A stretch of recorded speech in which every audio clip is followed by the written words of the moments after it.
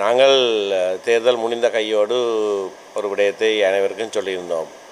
எந்தெந்த சபைகளிலே எங்களுக்கு அதிகூடிய எண்ணிக்கை இருக்கிறதோ அந்த சபைகளிலே நாங்கள் ஆட்சி அமைப்பதற்கு மற்ற எல்லா தரப்பினரும் எங்களுக்கு ஆதரவளிக்க வேண்டும் என்று சொல்லியிருந்தோம். அது ஒரு கோட்பாடாக நாங்கள் முன்வைத்திருக்கிறோம்.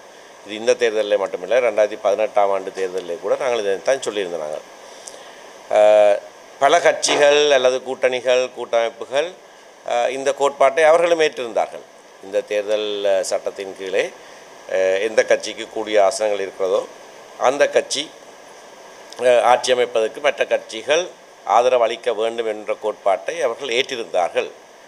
அப்படியாக பார்க்கிற போது வடகிழக்கிலே இலங்கை தமிழரசு கட்சிக்கு 35 சபைகளிலே அதிகூடிய எண்ணிக்கை இருக்கிறது. 35 சபைகளிலே நாங்கள் ஆட்சியை அமைக்க வேண்டும்.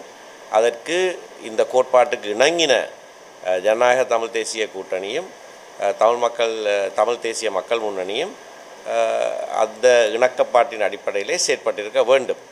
ஆனால் துரதிர்ஷ்டவசமாக எங்களுக்கு 35 சபைகள் கிடைக்கும், தங்களுக்கு 2, 3, 4 சபைகள் தான் கிடைக்கும் என்ற கணக்கை கண்டு அறிந்த உடனே அவர்கள் இருவரும் ஏதோ கொள்கை உடன்பாடு ஒன்றுக்கு வருவதாக சொல்லி தங்களை ஒரு கட்சியாக கணிக்க வேண்டும் என்று இப்பொழுது கோருகிறார்கள். அது முறையற்ற ஒரு செயற்பாடு.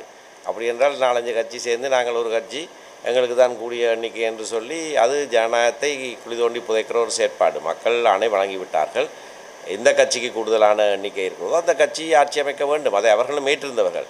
ஆனால் இப்படியான குதர்க்கமான ஒரு செயற்பாட்டிலே அவர்கள் இறங்கின காரணத்தினாலே நாங்கள் அனைவருக்கும் திரும்பவும் ஒரு கோரிக்கை விடுத்திருந்தோம். நாங்கள் கூடுதலான ஆசனங்கள் உள்ள இடங்களிலே ஆட்சி அமைப்பதற்கு எவராக இருந்தாலும் எங்களுக்கு ஆதரவு அளிக்க வேண்டியது அவர்களுடைய தார்மீக கடப்பாடு, ஜனநாயக கடப்பாடு என்று நாங்கள் சொல்லியிருக்கிறோம். அதன்படி பல சபைகளிலே நாங்கள் இப்பொழுது நிர்வாகத்தை பெற்றிருக்கிறோம். எங்களுக்கு அதிகூடிய ஆசனங்கள் இல்லாத சபைகளிலே நாங்கள் அதனை செய்ய முடியாமல் போயிருக்கிறது. ஆனால் நாங்கள் போட்டி போடுகிறோம். ஏனென்றால் இவர்கள் இணங்கி வராமல் ஒரு பொய்யான எண்ணிக்கையை காண்பிக்கிற காரணத்தினாலே நாங்கள் அனைத்து சபைகளிலேயும் போட்டி போடுகிறோம்.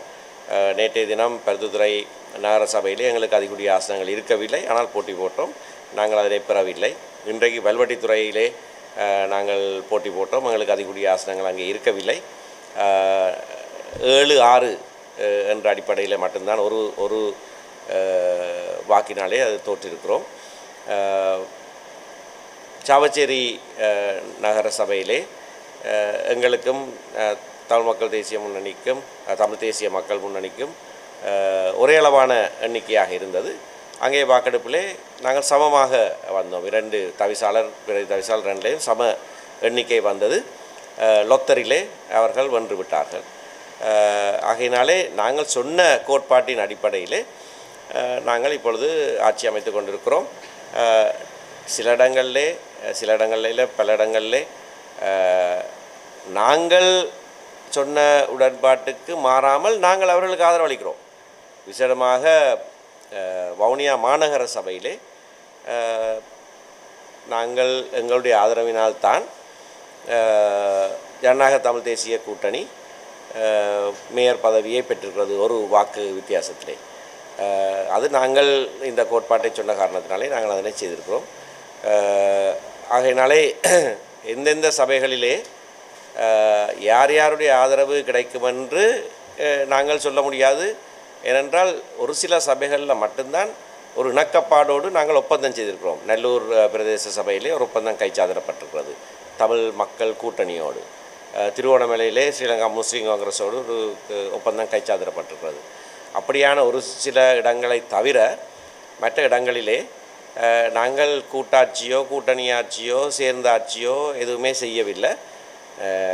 எங்களுக்கு அதிகூடிய ஆசனங்கள் இருந்தால் நாங்கள் போட்டி போடுவோம். மற்றவர்கள் எங்களுக்கு ஆதரவளிக்க வேண்டும். அதை நாங்கள் சொல்லாத எவராயிருந்தாலும் அவர்கள் ஆதரிக்க வேண்டும் என்பது எங்களுடைய நிலைப்பாடு.